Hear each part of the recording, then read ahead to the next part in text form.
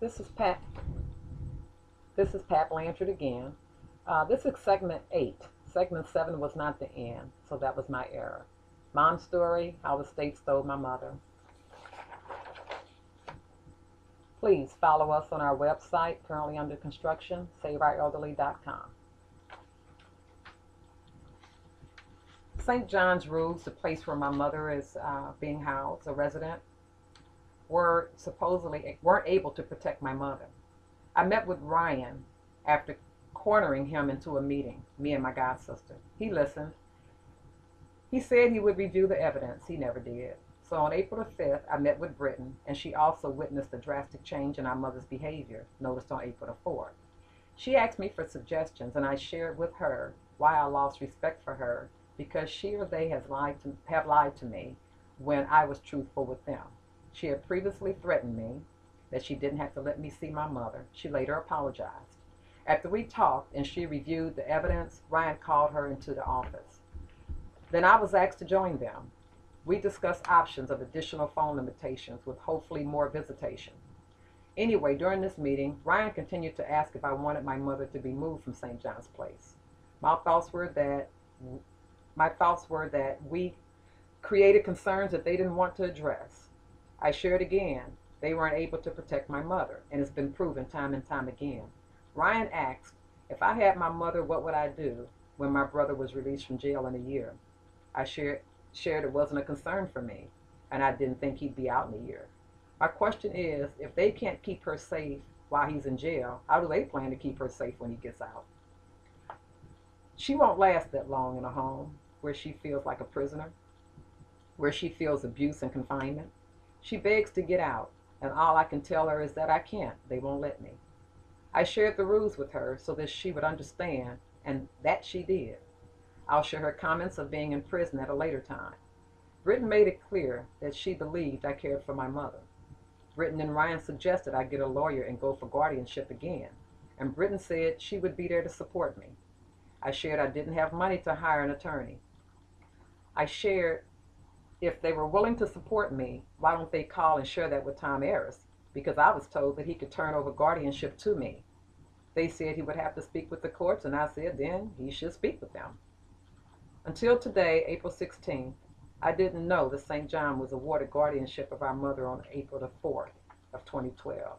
I didn't know that they were or could apply, but it doesn't clear up any statements made by Ryan that day we met. He said St. John's was ultimately responsible for our mother's well-being. My question is, if I'm not able to impact the decisions, then why ask me the questions? What would I do? Of course, again, they didn't take any actions to protect our mother. Their actions were to isolate our mother. There is a difference between protection and isolation. Think about it. My mother is not a criminal, but she feels like one. And I'm not a convict, though I'm treated like one. On April 6th, I arrived with my granddaughter on Good Friday. Immediately upon entering the building, I mentioned to Britton that they will not stop unless they issue a restraining order on my youngest brother. She stated she would speak to Tom, and she hadn't heard back from him since we talked yesterday on April the 5th.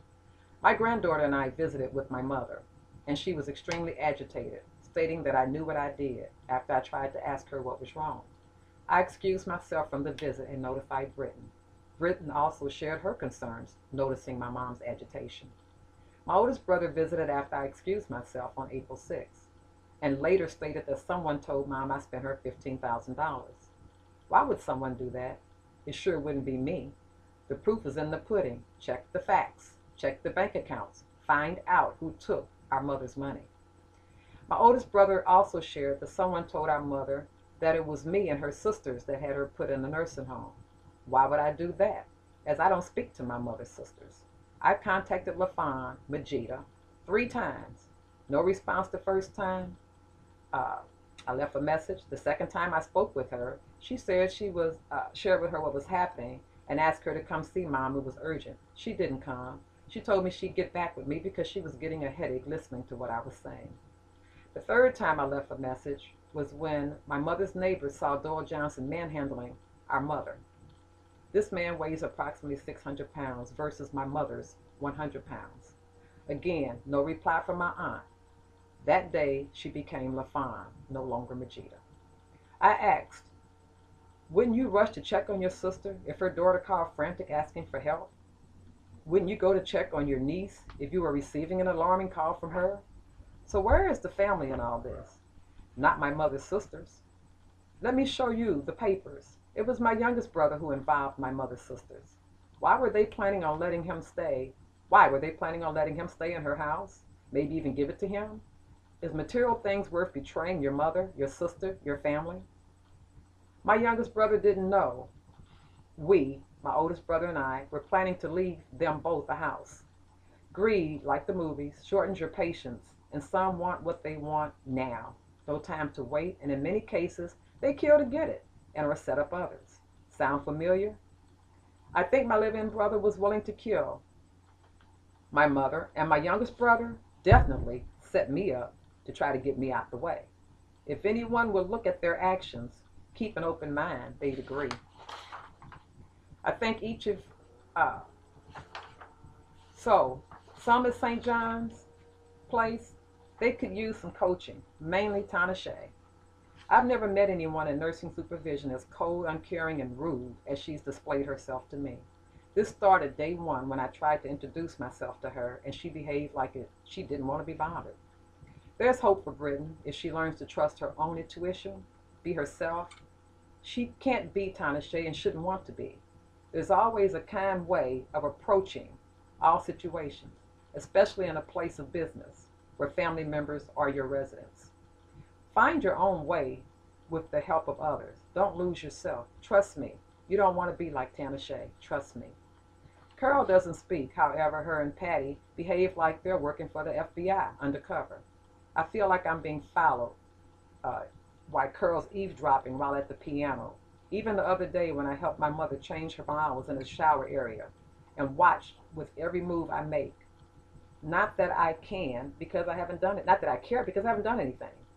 If you're going to act like an FB agent, then improve your skills. Otherwise, give me an ankle bracelet if you want to keep up with me. Jean and food services, it would be helpful to speak when you walk by others. Eye contact doesn't have any brightness or sense of having a good day. When I ask for things from my mother, like solid ice cream and warm food, napkins, etc., some are just looking like I'm crazy. I am in a fun way. Instead of understanding my mother's desire to have food of the correct temperature, extra napkins, etc. Carol and Jean could use coaching in how they approach other employees, residents, and visitors. Is yelling part of the requirements for their positions? They do it regular. One day they were yelling from the kitchen area to where my mother sits, instead of walking politely so that they could speak with me softly and reasonably, as I needed information regarding rubbing my mother's feet in the dining room at the end of lunch because I wasn't allowed to visit in her room. I was later approached by Britton and I apologized. Ryan, it would be beneficial if you would give your total attention when speaking with family members of your resident, guardians or not. Allow them to speak without cutting them off trying to get your point across. Make the family feel like their loved one is your most important mission, even when it takes extra effort for whatever the reason. Allow family to help you care for their loved ones. Be cautious not to use words that can be threatening when trying to sway your ideas, telling me to watch who I make angry. I shared I have nothing to lose because I don't have my mother. She's not safe and not as happy as she could be with me. All of you have seen enough since I visit every day to know that I love my mother and she loves me, unless you're blind. Do you wonder what conversations I have with my mother? Just ask. We discuss everything from going on visits to guardianship, food to pooping in her clothes, money to books, her likes and dislikes, her memory and how we can help restore her memory.